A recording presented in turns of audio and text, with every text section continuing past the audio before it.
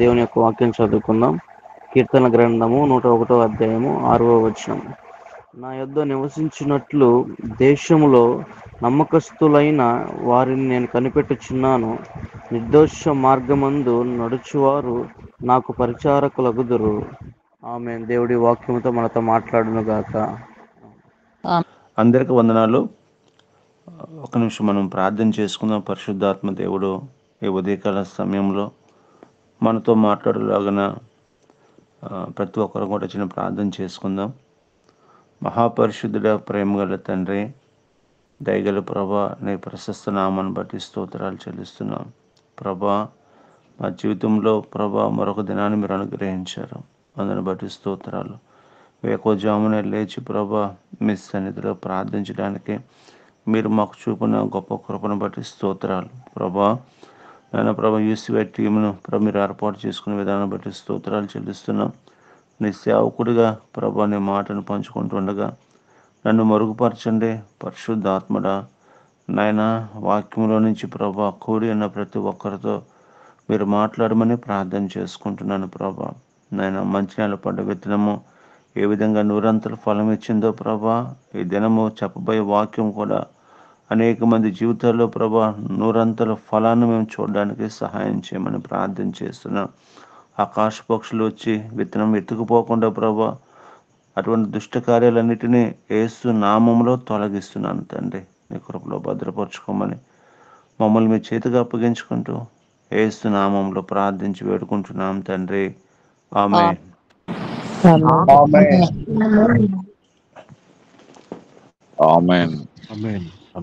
అందరికీ వందనాలండి.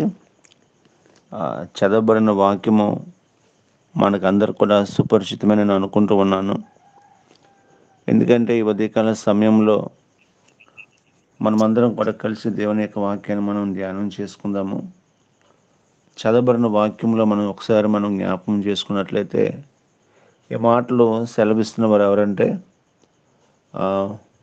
దావీదు మహారాజు చాలా ఆయన రాజ్య పరిపాలన మనకందరూ కూడా సుపరిచితమే.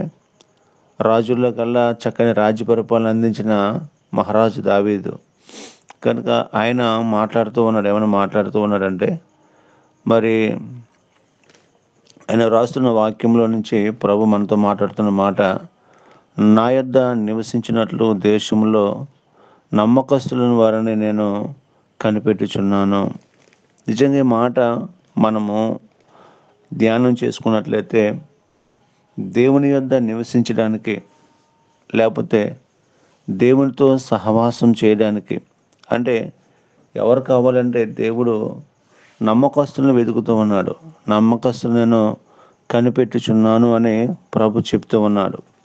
అంటే ప్రియులారా, ఈ మాట ఒకసారి మనం అధ్యయనం చేసుకున్నట్లయితే నమ్మకస్తులు ప్రభు దగ్గర నివసిస్తారు.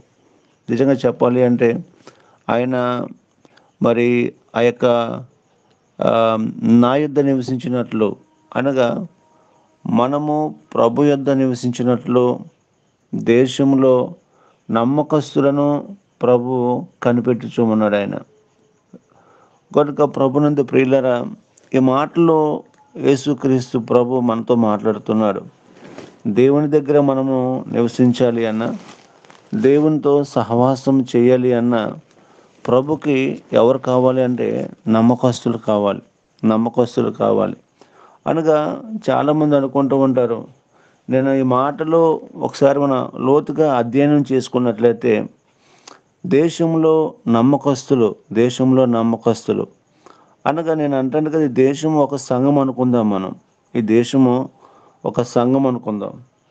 ఈ సంఘములో ప్రభు ఎదుగుతూ ఉన్నాడు. ఏంటంటే అంటే ఈ సంఘములో అందరూ కూడా ప్రభుని నమ్ముకున్న వాళ్ళే, అందరూ కూడా ప్రభుని ఎరిగిన వారే. లోక సంబంధమైన వారు ఒక్కరు కూడా లేరు. ఎందుకంటే మనము దేవునితో నివసించాలి అని ఒక మాట ఆలోచన చేసుకున్నట్లయితే నిజంగా దేవునికి మనకి చాలా తేడా ఉంది. ఎందుకంటే ఆయన పాపానికి అతీతంగా ఉన్న దేవుడు ఆయన. కనుక మనం ఎవరమంటే పాపంలో జన్మించిన వారము, లోక సంబంధంగా ఉంటూ ఉన్నవారం మనము. కనుక ఆయన యందు నివసించాలి అంటే నిజంగా ఆయనలో ఉన్న క్వాలిఫికేషన్స్ అనగా యేసు ప్రభులో ఉన్న గుణగణాలు మన జీవితంలో అన్వయించుకుంటే మన జీవితంలో శూన్యం. ఎందుకంటే ఆయనతో మనము సరిపోల్చలేము మనం.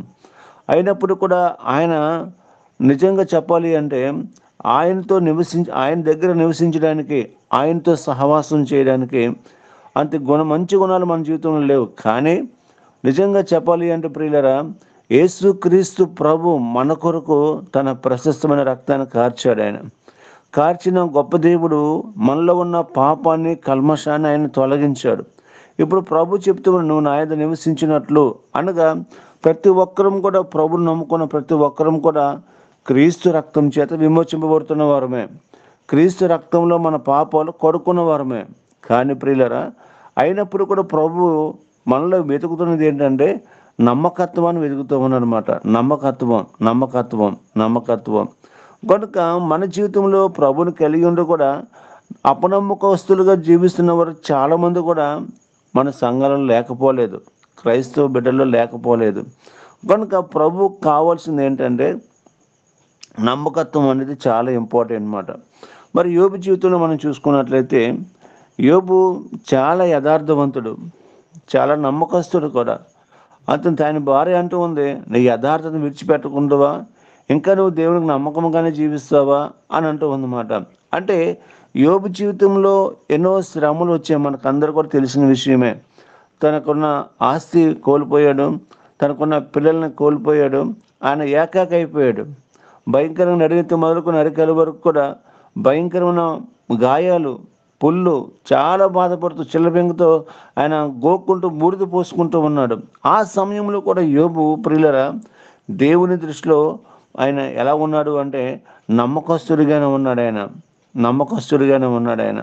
కనుక ఒకసారి ప్రభు అడుగుతారన్నమాట, యెహోవా ఇచ్చెను, యెహోవా తీసుకును, ఆయన నామమునకే మహిమ కలుగునుగా కంటాడు ఆయన. అనగా ఆస్తి ఇచ్చింది ఎవరు? ప్రభువే. బిడ్డలనిచ్చింది ఎవరు? ప్రభువే. భార్యనిచ్చింది ఎవరు? ప్రభువే. కనుక ఆయనే ఇచ్చాడు, ఆయనే తీసుకున్నాడు. ఆయన నామమునకే మహిమ కలుగునుగా కంటూ ఉన్నాడు ఆయన. అంటే ప్రియులరా, యోబు జీవితంలో యథార్థతను కోల్పోలేదు, యోబు జీవితంలో నమ్మకత్వాన్ని కోల్పోలేదు. ఎందుకంటే దేవుడు ఇచ్చాడు, దేవుడు తీసుకున్నాడు. నేను అంటాను కదా, యోబు నిరీక్షణ కలిగిన వాడు. ఒకవేళ యోబు జీవితంలో దేవుడు తీసుకున్నప్పుడు కూడా యోబుకు మళ్ళా దేవుడు ఇస్తాడని విశ్వాసం యోబుకి ఉన్నది. కనుక ప్రియులరా, కనుక మన జీవితంలో ఎట్లా ఉండాలంటే దేవుని నమ్ముకున్న మనము మందిరానికి వెళ్తున్న మన జీవితంలో, మందిరంలో పెద్దలుగా పిలువబడుతున్న మన జీవితంలో దేవుడు తప్పకుండా వెతుకుతూ ఉన్నాడు, నమ్మకత్వాన్ని వెతుకుతూ ఉన్నాడు. కనుక ప్రియులరా, ప్రభు అంటాడు, ఏమంటాడంటే భలా నమ్మకమైన మంచి దాసుడా అంటాడు. ఇవన్నీ కూడా బైబిల్ ఉన్న మాటలే. భలా నమ్మకమైన మంచి దాసుడా అంటాడు. ఎలాగంటే ఈ కొంచెంలో నువ్వు నమ్మకంగా ఉన్నావు కనుక ప్రియులరా, ప్రభు మనకిచ్చిన పరిచర్య కావచ్చు, ప్రభు మనకిచ్చిన సంఘం కావచ్చు, ప్రభు మనకిచ్చిన ఆరాధన కావచ్చు, ప్రభు మనకిచ్చిన సేవకులు కావచ్చు, ప్రభు మనకిచ్చిన సమస్తము కావచ్చు, ప్రియులరా దేవునికి నమ్మకస్తులుగా మనము జీవించగలగాలి. కనుక ప్రభు చక్కని మాట ఆయన చెప్తూ ఉన్నాడు. ఏమన్నాడంటే దేశంలో నా యొద్ద నివసించినట్లు దేశంలో నమ్మకస్తులైన వారు నేను కనిపెడుతూ ఉన్నాడు ఆయన, చూస్తూ ఉన్నాడు ఆయన. కనుక ఎంత నమ్మకంగా మనము ప్రభులో ఉంటామో, ఎంత నమ్మకంగా ప్రభు కొరకు జీవిస్తామో, ఎంత నమ్మకంగా ప్రభు కొరకు మనం బ్రతుకుతామో, కనుక ప్రభు ఏం చేస్తాడంటే ఆయన కనిపెడుతూ ఉన్నాడని చెప్తూ ఉన్నాడు. రెండవదిగా ప్రియులరా, మనం చూసుకున్నట్లయితే నిర్దోష మార్గములందు నడిచిన వారు నాకు పరిచారకులు అవుతారని దేవుని యొక్క వాక్యం సెలవిస్తుంది. నిర్దోష మార్గంలో అనగా ఈ లోకంలో చాలా మార్గాలు ఉన్నాయి ప్రియులరా, ప్రజలు కల్పించుకున్న మార్గాలు కూడా ఉన్నాయి.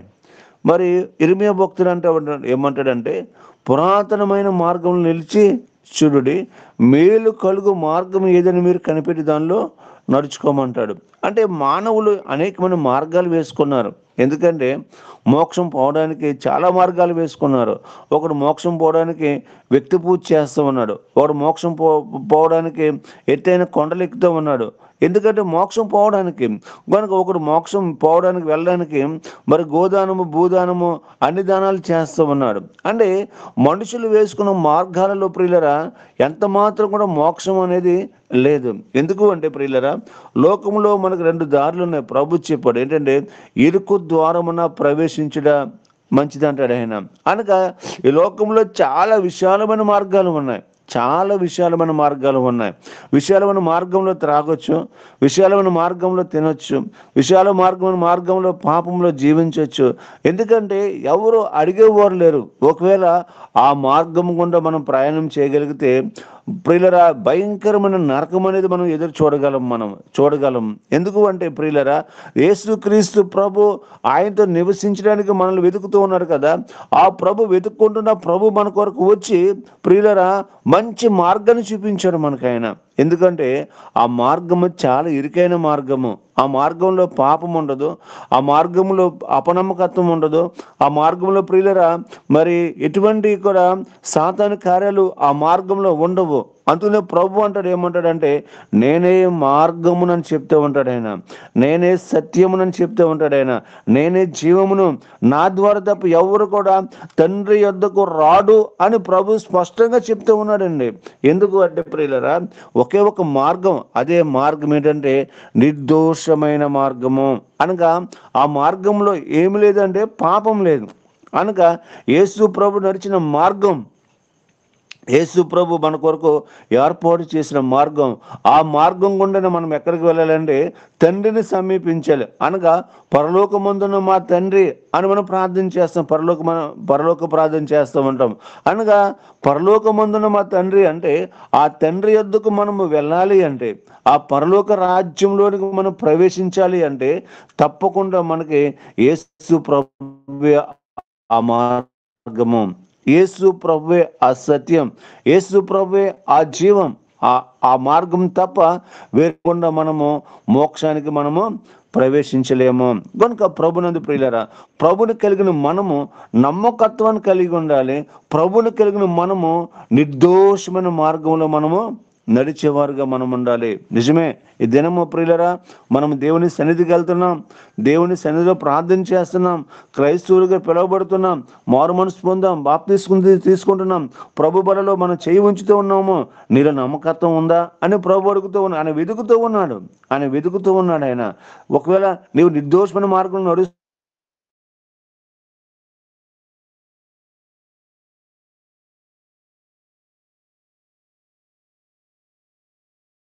మంది కన్యకలు, బుద్ధులైన కన్యకలు మనకందరూ కూడా తెలిసిన విషయమే. ఎందుకంటే వాళ్ళు క్రైస్తవులే, వీళ్ళు క్రైస్తవులే. వాళ్ళు కూడా ప్రభుని ఎదుర్కోవడానికి వచ్చారు, వీరు కూడా ప్రభుని ఎదుర్కోవడానికి వచ్చారు. కానీ అందులో 5 మాత్రమే సిద్ధపాటు కలిగిన వారు, 5 మాత్రమే ప్రియుల నమ్మకత్వాన్ని కలిగిన వారు, 5 మాత్రమే దేవుణ్ణి ఆరాధించగలిగిన వారు. కానీ మా 5 సంగతి ఏంటంటే వాళ్ళ డ్యూటీలు ఆరిపోతూ ఉన్నాయి. కొనుక్కుందాంలే, ప్రార్థన చేసుకుందాంలే, ఆరాధనకి వెళ్దాంలే, ఇవి లేకపోతే ఏముంది, మన ఇష్టానుసారం తిరగవచ్చులే. కానీ క్రైస్తవులమే, కానీ మార్పు లేని క్రైస్తవులు, అపనమ్మకస్తులు కనుక మార్పు లేని క్రైస్తవులు వాళ్ళు. కనుక ప్రియులరా యేసుక్రీస్తు ప్రభు రానే వచ్చాడు. కడబోర స్వరం వినబడింది, ఇదిగో పెండ్లి కుమారుడు వస్తున్నాడు హో అని స్వరం వినబడింది. కానీ ప్రియులరా వాళ్ళు మరి 10 మంది లేచారు, 10 మంది డ్యూటీలు చక్కబెట్టుకున్నారు. కానీ 5 డ్యూటీలు మాత్రమే వెలుగుతూ ఉన్నాయి. అంటే సిద్ధపాటు అంటే ప్రభు వస్తాడని ఒక నమ్మకం వారికి ఉంది. అయినప్పుడు కూడా అపనమ్మకత్వంతో కూడా ఉన్నవారు. మేము కూడా క్రైస్తవులమే కదా అని అనుకుంటూ ఉన్నారు వాళ్ళు. లేకపోతే మేము కూడా యేసుప్రభుతో పాటు వెళ్తాం కదా అనుకుంటూ ఉన్నారు. కానీ వారి జీవితంలో ఏం లేదంటే డ్యూటీలు ఆరిపోతూ ఉన్నాయి. అంటే క్రైస్తవుల డ్యూటీలు ఏమైపోతున్నాయండి? ఆరిపోతూ ఉన్నాయి. మేము కూడా క్రైస్తవులమైన మనం చెప్పుకుంటున్నాము, కానీ ప్రియులరా మనలో నమ్మకత్వాన్ని కోల్పోతూ ఉన్నాము. రెండవదిగా మనలో నిర్దోషమైన మార్గంలో మనం నడుచుకోవడం లేదు, మన యథార్థమైన మార్గంలో మనము నడుచుకోవడం లేదు. మనము క్రైస్తవులుగా పిలువబడుతున్నాము, కానీ మనలో క్రీస్తు లేడు. క్రీస్తు లేడు. కనుక ప్రభు మనతో మాట్లాడుతున్న మాట ఏంటంటే, నిర్దోషమైన మార్గమును నడుచువారు అనగా, నిర్దోషమైన మార్గమును నడుచువారు దేవునికి చాలా అవసరము. ఎందుకంటే అటువంటి వారిని దేవుడు ఆయన మరి పరిచారకులుగా ఏర్పాటు చేసుకుంటారని దేవుని యొక్క వాక్యం సెలవిస్తూ ఉంది. నిజమే, పరిచారకులు అంటే అనుకుంటాం మనము, మరి యెహోషువ మోషేకు యెహోషువ పరిచారకుడుగా ఉన్నాడు. ఒకవేళ దేవుని పని చేసే యోగ్యత మనకు దేవుడు ఇస్తాడేమో, ఒకసారి ఆలోచన చేసుకుందాం మనము. ఒకవేళ మేము పరిచర్య చేయలేమండి, మేము ఉద్యోగాలు చేసుకుంటాము, మా పనులు మేము చేసుకుంటాం, మంచిదే. కానీ నీ సాక్ష్యం ద్వారా అక్కడ దేవుడు గొప్ప పరిచర్యనైనా ప్రారంభించబోతూ ఉన్నాడు.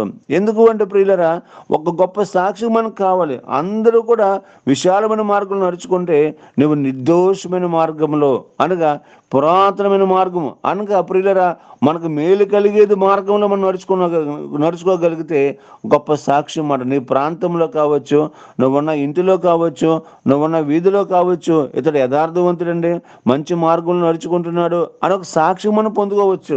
అదొక గొప్ప పరిచర్య అన్నమాట. మనము సువార్త ప్రకటించకుండానే లేదా వాక్యం చెప్పకుండానే మన ప్రవక్తను ఒక సువార్తగా మార్చబడుతుంది, మన జీవితం ఒక సువార్తగా మార్చబడుతుంది, మన బ్రతుకు ఒక సువార్తగా మార్చబడుతుంది. అనేక మంది వచ్చి ప్రియులరా మన కుటుంబాన్ని చూసి, మన ప్రవక్తను చూసి, ఎస్ దేవుని బిడ్డ మంచి మార్గంలో నడుచుకుంటున్నాడు అనేది ఒక గొప్ప సాక్ష్యాన్ని మనము పొందుకోగలుగుతాము. కనుక ప్రభునందు ప్రియమైన దేవుని బిడ్డారా, ఈ విధంగా మనకి రెండు క్వాలిఫికేషన్స్ అనగా రెండు మార్గాలు కూడా మనం ఆలోచన చేయాలి. దేశంలో నమ్మకస్తులను అనగా దేవుడు ఎవరిని వెతుకుతూ ఉన్నాడంటే తన బిడ్డల్ని వెతుకుతూ ఉన్నారు. అంటే వెతుకుతున్నప్పుడు ఆ వెతికే వారిలో ఆ నమ్మకస్తుల్లో ఆ యథార్థమైన మార్గంలో మనం నడుచుకున్నట్లయితే అటువంటి వారిని ఆయన కనుక్కుంటాడు. ఆయన కనుక ఆయన కనుక్కున్నప్పుడు మన పేర్లు కూడా దేవునికి తెలిసే ఉండాలి. అనగా ఎప్పుడు తెలుసుకుంటామంటే మనము ప్రియులరా, ఎప్పుడు తెలియబడతాయంటే మనము మరి నడిచే మార్గము కావచ్చు, నడిచే ఆ యొక్క మన జీవితంలో ఉండే ఆయన నివసించినట్లు దేశంలో నమ్మకత్వం కావచ్చు, రెండు కూడా యథార్థమైన మార్గం, నిర్దోషమైన మార్గము, నమ్మకత్వాన్ని దేవుడు తప్పకుండా మన జీవితంలోని చూస్తాడు. కనుక ప్రభునందు ప్రియులరా, ఈ విధంగా నమ్మకస్తులను ప్రభు ఆయన ఏర్పాటు చేసుకుంటున్నాడు. కనుక ప్రియులరా, నిజంగా ప్రభు మనకిచ్చిన ఈ ఆయుష్కాలంలో దేవునికి నమ్మకంగా జీవించాలి. దేవునికి నమ్మకంగా జీవించాలి. అంటే ప్రియులరా, నమ్మకస్తులు మాత్రమే ప్రియులరా ఆయన యొద్ద స్థలం ఉంటుంది. నమ్మకస్తులకు మాత్రమే ఆయన యొద్ద నివసించడానికి స్థలం ఉంటుందండి. కనుక ప్రభునందు ప్రియమైన దేవుని బిడ్డలారా, మనము నమ్మకత్వం కలిగి జీవించాలని ప్రభు కోరుకుంటూ ఉన్నాడు. రెండవదిగా మనం చూసినట్లయితే ప్రియురా, ఆయన పరిశుద్ధుడు మాట. రెండవదిగా ఆయన పరిశుద్ధుడు. ఎందుకంటే ఆ వాక్యం మనం చదువుకున్నట్లయితే, దేవుని యొక్క 99వ కీర్తనలో నుంచి మనం చదువుకున్నట్లయితే అక్కడ ఆయన ఒక మాట సెలవిస్తూ ఉంటాడు. 3వ అధ్యాయంలో, భయంకరమైన నీ గొప్ప నామమును వారు స్తుతించెదరు, యెహోవా పరిశుద్ధుడు. యెహోవా ఎవరండి? పరిశుద్ధుడు. మూడవదిగా మనం చూసినట్లయితే, ఒకటి మరి నమ్మకత్వము, రెండవది నిర్దోషమైన మార్గము, మూడవది ఏంటంటే ఆయన పరిశుద్ధుడు. ఆయన పరిశుద్ధుడు అనగా మనము ఆరాధిస్తున్న దేవుడు ఎవరంటే పరిశుద్ధుడైన అనగా ఆయన ఆరాధించడానికి యోగ్యమైన నామం. అది ఆయన ఆరాధించడానికి యోగ్యమైన నామం. ఎందుకు అంటే మన దేవుడు ఎవరంటే పరిశుద్ధుడు, హోలీ అనగా ప్రియులరా, దేవుని దూతలు రెండు రెక్కలతో ముఖాన్ని కప్పుకుంటున్నాయి. యెషయా గ్రంథము 6వ అధ్యాయంలో మాటలు మనకు కనిపిస్తాయి.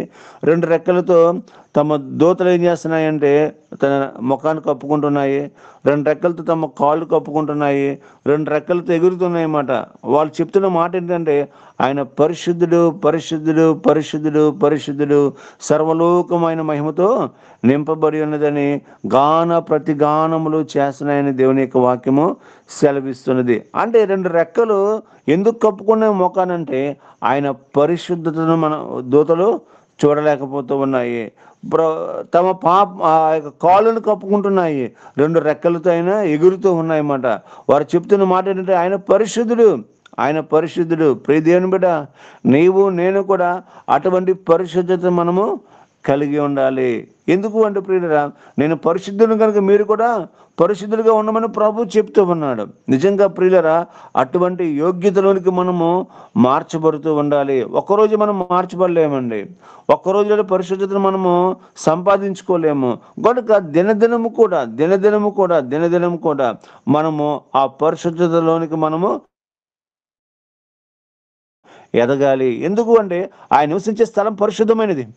ఆ పరలోక రాజ్యం పరిశుద్ధమైనది. ఆ పరలోక రాజ్యంలో నీవు నేను ఉండడానికైనా ఈ లోకానికి వచ్చాడు, నిన్ను తీసుకువెళ్ళడానికి అని అంటాడు కదా. నేను తండ్రి దగ్గరకు వెళ్తున్నాను, అక్కడ నివాస స్థలములు కలవు, లేని యెడల నేను మీతో చెప్పుదును. అంటే దేవుడు మన కొరకు పరలోక రాజ్యంలో నివాస స్థలాలైనా కడుతూ ఉన్నాడు ఆయన. నేను అంటాను కదా, ఆయన 2025 సంవత్సరాల క్రితం ఈ లోకానికి వచ్చాడు. ఆయన పరిశుద్ధుడిగా జీవించాడు ఆయన. ఇంకా ప్రియులరా, ఆయన మన కొరకు సిలువ శ్రమను అనుభవించాడు.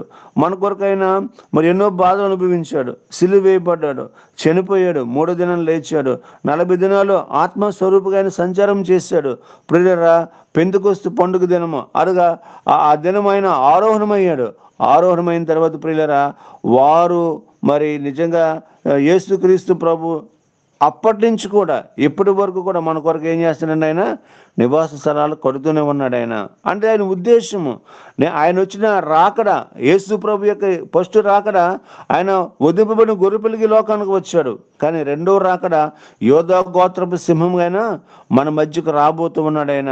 కనుక యేసు ప్రభు వచ్చేలోపు ఇంతవరకు కూడా ఆయన నివాస స్థలం మన కొరకు ఏం చేస్తాడు? సిద్ధపరుస్తూనే ఉన్నాడు.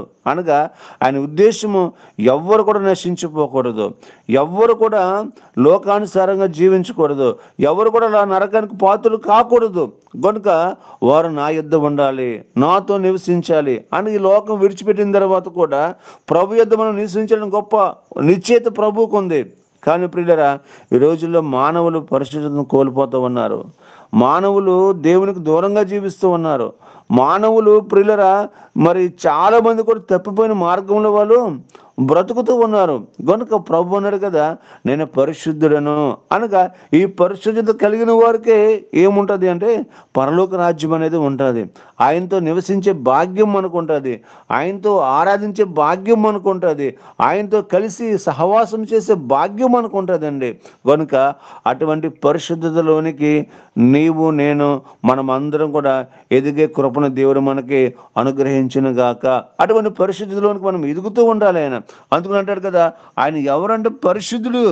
కనుక పరిశుద్ధుడు అని చెప్తూ ఉంటాడు. అదే మాట 5వ వచనంలో కూడా ప్రభు చెప్తూ ఉంటాడు, మన దేవుడైన యెహోవాను ఘనపరచుడి, ఆయన మరి పాదపీఠము ఎదుట సాగిలపడుడి, ఆయన పరిశుద్ధుడు అనగా మనము ఆయన మరి మన దేవుడైన యెహోవా ఘనపరచుడి, ఆయన మరి పాదములు మనము సాగిలపరుడి అని చెప్తూ ఉంటాడు ఆయన. నిజంగా మనకున్న దేవుణ్ణి ఒకసారి మనం ఆలోచన చేసుకున్నట్లయితే, మనం ఈ స్థితిలో ఉన్నాము అంటే, మనం ఈ పరిస్థితిలో ఉన్నాము అంటే నిజంగా దేవుడు మన పట్ల చేసిన గొప్ప మేలు, దేవుడు మన పట్ల చేసిన గొప్ప ఉపకారం. కనుక అటువంటి పరిశుద్ధతలోనికి మనము ఎదిగేవారుగా ఉండాలి. పరిశుద్ధత అనేది మనకి చాలా అవసరం అండి. ఆయన ఘనపరచాలి మనము, ఎందుకంటే ఆయన పరిశుద్ధుడు. కనుక అటువంటి పరిశుద్ధతలోనికి మనం అందరం కూడా ఎదగాలండి. మొట్టమొదటిగా నమ్మకత్వాన్ని కోరుకుంటున్నాడు ఆయన దగ్గర నివసించడానికి. రెండవదిగా నిర్దోషమైన మార్గం నడిచేవారు ప్రభుకు కావాలి, వారు దేవునికి పరిచారకులుగా అవుతారు. మూడవదిగా ఆయన ఎవరంటే పరిశుద్ధుడు. కనుక మన జీవితంలో ఇటువంటి పరిశుద్ధత అనేది మనము కలిగి ఉండాలి. పరిశుద్ధత లేకుండా ఎవరం కూడా దేవునికి ఇష్టం కాలేము. కనుక అటువంటి పరిశుద్ధ జీవితంలోనికి మనం అందరం కూడా ఎదుగుతూ ఉండాలి. కనుక ఈ పరిశుద్ధత మనకి ఎక్కడి నుంచి వస్తుంది అంటే మన పాపాలు విడిచిపెట్టినప్పుడు, మనం మారు మనసు పొందినప్పుడు, మనం సంఘంలో సభ్యునిగా చేర్చబడినప్పుడు.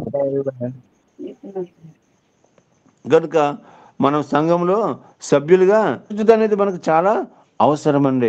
కనుక ప్రభునందు ప్రియమైన దేవుని బిడ్డలారా, ఈ 3 గుణాలు కూడా ప్రభుకు చాలా అవసరమో ఈ 3 గుణాలు కూడా దేవుడు ఎవరిలో చూస్తున్నాడంటే యేసుక్రీస్తు రక్తము చేత విమోచింపబడిన వారిలో ఈ 3 గుణాలు కూడా ప్రభువు చూస్తూ ఉన్నాడు.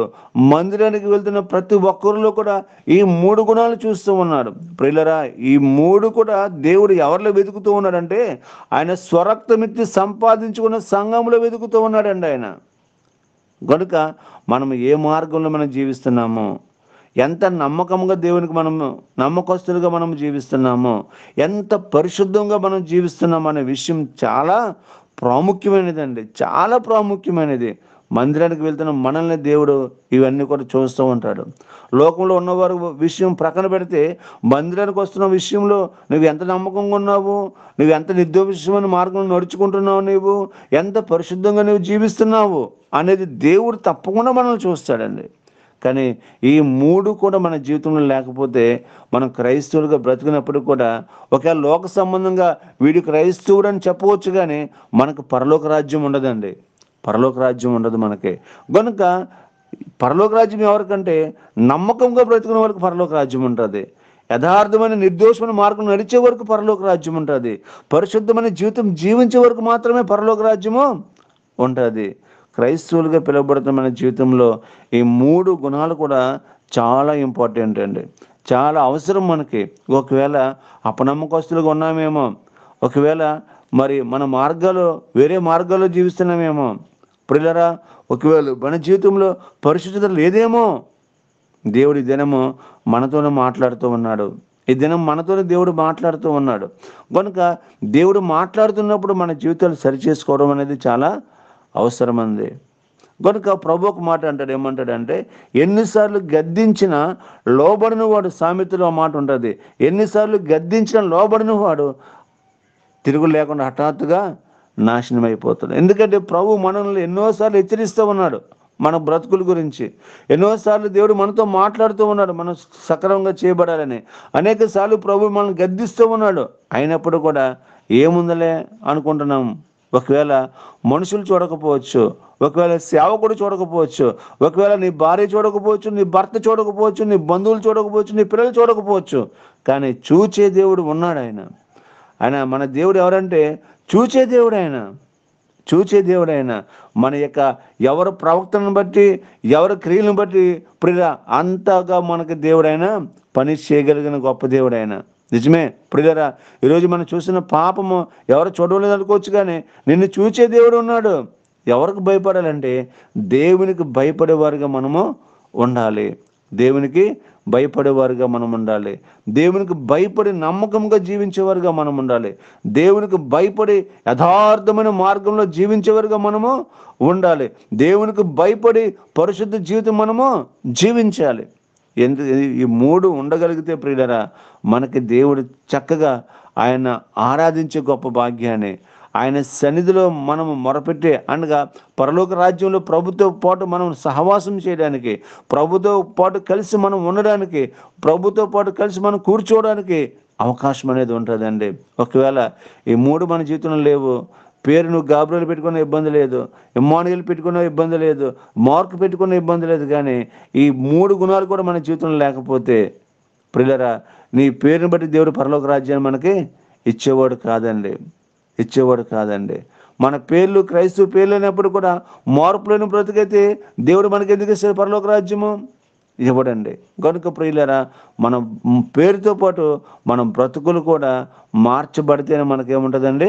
పరలోక రాజ్యం ఉంటుంది. కనుక ప్రియులరా, ఇట్టి కృప దేవుడు మనకి అందరికి అనుగ్రహించాలి. ఎందుకంటే ఎవరు కూడా నశించిపోకూడదు. ఎందుకంటే ఆయన 2025 సంవత్సరాల క్రితం ఈ లోకానికి వచ్చి అప్పటి నుంచి కూడా మనకు ఏం కడుతున్నాడు? ఆయన పరలోక రాజ్యంలో నివాసాలు కడుతూ ఉన్నాడు. ఆయన ఇంకా నివాసాలు, ఎందుకంటే ఏ ఒక్కరు కూడా నశించిపోకూడదు, ఏ ఒక్కరు కూడా తప్పిపోకూడదు, ఏ ఒక్కరు కూడా ప్రియులరా లోక సంబంధిగా బ్రతకూడదు, ఏ ఒక్కరు అపనమ్మకస్తులుగా బ్రతకూడదు, ఏ ఒక్కరు మరి అనీతి మార్గంలో నడుచుకోకూడదు అని దేవుని యొక్క ఉద్దేశం మాట.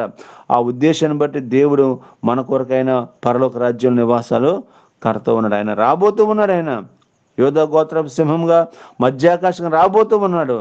ఆయనతో పాటు మనము కూడా ఉండాలి అంటే ఈ 3 గుణాలు కూడా మన జీవితంలో తప్పకుండా అవసరము. కనుక ఒకవేళ లేకపోతే మనం అన్వయించుకుందాము. లేకపోతే మనము ప్రభు సన్నిధిలో మోకరిద్దాం మనము. ఆయన పాదపీఠం దగ్గర మోకరించి, ప్రభువా మరొకసారి నా జీవితాన్ని సరిచేయండి ప్రభు అని ఆయన పాదాలు పట్టుకుందాం మనము. అట్టి కృప దేవుడు మనకందరికి అనుగ్రహించును గాక. ఒకవేళ మనము నీతి మార్గం నడుచుకోగలిగితే, యథార్థమైన మార్గం నడుచుకోగలిగితే, నమ్మకత్వంతో మనం జీవించగలిగితే ప్రియులరా, మరి పరిశుద్ధంగా జీవించగలిగితే దేవుడు మనకు తప్పకుండా పరలోక రాజ్యం ఇస్తాడు. ప్రభు ఈ మాటలు మన వెనుకలో దేవుడు దీవించి ఆశీర్వదించిన గాక. ఈ అవకాశం ఇచ్చిన యూసుఫ్ టీముకు నా హృదయపూర్వక వందనాలు తెలియజేసుకుంటూ వాక్యాన్ని ముగిస్తున్నాను. అందరికీ వందనాలు. Praise Lord. యేసుక్రీస్తు నామంలో అందరికీ శుభాభివందనాలండి. ప్రార్థన చేసుకున్నాము. మహాగణుడ, మహోన్నతుడ, సర్వ సృష్టికర్త, సర్వాధికారి అయా నీ ఘనమైన శ్రేష్టమైన నామానికి వందనాలు, స్తుతులు, స్తోత్రం నాయన. ఈ ఉదయకాల సమయంలో నా తండ్రి ఆయన నీ బిడ్డలుగా నాయన ఎదురు చూసి అయా నీ వాక్యం ద్వారా ఫలించడు కొమ్మగా ఆశీర్వదించి ఆయుధపరిచినందుకు వందనాలు. ఇసువై ప్రేయర్ టవర్ లో నాయన బిడ్డలు పెద్దవారు నా తండ్రి అయా అనేకమైన మంచి జ్ఞానముతో తెలివితో నాయన అయా ఉదక స్నానము వలె మాకు నాయన వాక్యం ద్వారా మాకు ఎన్నో విధాలుగా నాయన మాకు తెలియపరుస్తున్నందుకు వందనాలు.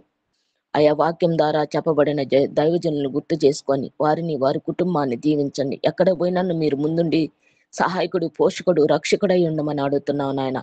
బిడ్డల్ని మీ దీవెనకరముగా, మేలుకరముగా, ఆశీర్వాదకరముగా పొందేదానికి సహాయం దయచేయండి. వాక్యం నాయన నా యొద్ద నివసించినట్లు నమ్మకం వారిని కనిపెట్టుచున్నాను అన్న నమ్మకస్తులైన వారిని కనిపెట్టుతున్నావు తండ్రి. అయ్యా మేము అపనమ్మకంతో ఏమైనా ఉన్నామేమో దయతో మన్నించి క్షమించమని అడుగుతున్నాం తండ్రి. ఏబు నాయన అయా 1:8 ఏబు రాసిన పత్రిక 1:8 యథార్థవంతుడు, న్యాయవంతుడు భూమి మీద అతను వంటి వాడు లేడు అని చెప్పబడిన వాక్యం ద్వారా మేము విన్నాం. అయా వాళ్ళ భార్య వచ్చి యథార్థతను వదలవా, యథార్థతను వదలవా అన్నప్పుడు ఆయన మూర్ఖురాల వలె నువ్వు మాట్లాడవద్దు అని చెప్పి అటువంటి నమ్మకమైన బిడ్డగా ఏర్పాటు చేసి యథార్థవంతుడుగా నాయన భూమి మీద నిలవబడిన సాక్ష్యాన్ని నింపబడుకున్నాం తండ్రి. నిర్దోషమైన మార్గం అంటే 26:16 నా తండ్రి పురాతన కాలం నిలిచి చూసుకుని మేడు కలుగు మార్గం ఏదో అడిగి తెలుసుకునడి అన్నారు ప్రభువా.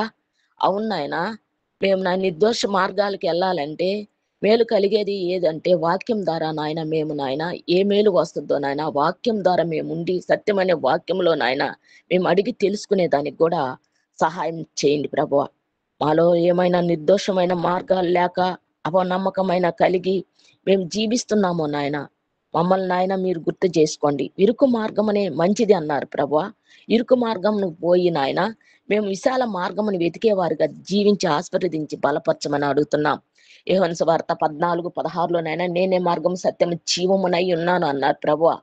అయ్యా మేము జీవ మార్గం వెతికేదానికి, సత్య మార్గం వెతికేదానికి మేము నాయన ఆ ద్వారానే వెళ్ళేదానికి సహాయం, నిర్దోష మార్గంలో మేము వెళ్ళేదానికి సహాయం దయచేయమని అడుగుతున్నాం తండ్రి.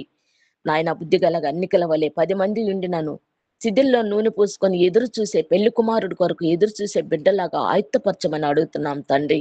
వచ్చిన తర్వాత ఎదుర్కోవటం కాదు నాయన, మీరు రాకముందే నాయన పమ్మిదిలో నూనె పోసుకొని నాయన మేము ఎదురు చూసుకొని ఆయుత్తపరిచే బిడ్డలాగా ఆస్వాదించమని అడుగుతున్నాం నాయన. యోషువ నాయన మోషేకి ఇచ్చినట్లు నేను నీకు తోడై ఉంటానని చెప్పబడిన వాక్యం ద్వారా నా తండ్రి ఆయా కీర్తనలు నా తండ్రి 99లో పరిశుద్ధుడు అన్నారు ప్రభా. యెషయా 6:3 పరిశుద్ధుడు పరిశుద్ధుడు గాన ప్రతిగానాలతో స్తుతింపబడుతున్న తండ్రి నా తండ్రి నీకు మహిమ నాయన. అయా మేము నాయన ప్రతి ఒక్క విషయంలో నాయన నేను స్తుతించి పరిశుద్ధుడని మేము స్వరక్తం ఇచ్చి మమ్మల్ని కాచి కాపాడి ఈ రోజు నాయన నీ సన్నిధిలో మేము నిలబడినందుకు అయా నమ్మకత్వం కలిగి, నిర్దోష మార్గం కలిగి, పరిశుద్ధత కలిగి మేము జీవించేదానికి మాకు సహాయం దయచేయండి. నీ వాక్యం ద్వారా మేము నాయన ఎన్ని విధాలుగా నాయన వాక్యం నాయన మనసులో వేసుకొని ముద్ర వేసుకొని నెమరి వేయగల శక్తిని నింపమని అడుగుతున్నాం తండ్రి. మా ప్రవర్తన యందు మేము సరిచూసుకొని జాగ్రత్తగా నడుచుకునే దానికి సహాయం దయచేయండి. పరలోక రాజ్యానికి వెళ్ళాలంటే మేము నాయన అయ్యా మీరు మాకు స్వరక్తం ఇచ్చి మమ్మల్ని కాచి కాపాడారు కాబట్టి మేము సత్య మార్గంలో, నిర్దోష మార్గంలో పరిశుద్ధత కలిగి జీవించేదానికి సహాయం దయచేయమని ప్రతి ఒక్క బిడ్డల్ని అధ్యక్ష పదవి వహించిన బిడ్డల్ని వారిని వారి కుటుంబాన్ని మంచి జ్ఞానమును అయ్యా ఆయుత్తపరచమని అడుగుతున్నాం. ఈసువై ప్రేయర్ టవర్ లో నాయన అంచెలంచెలుగా ఆస్వాదించి అనేకమైన సువార్తలో, పరిచర్యలో, సేవలో మేము ముందుండేదానికి సహాయం దయచేయండి. ప్రతి ఒక్క బిడ్డని పేరు పేరు వరుసన నాయన వారికి ఏమైతే అవసరాలున్నాయో ఆ బిడ్డల్ని నాయన మీరు ముట్టండి, తాకండి, స్వస్థతను శీఘ్రముగా దయచేయండి, స్వస్థపరిచి యెహోవాను నేనని అన్నారు.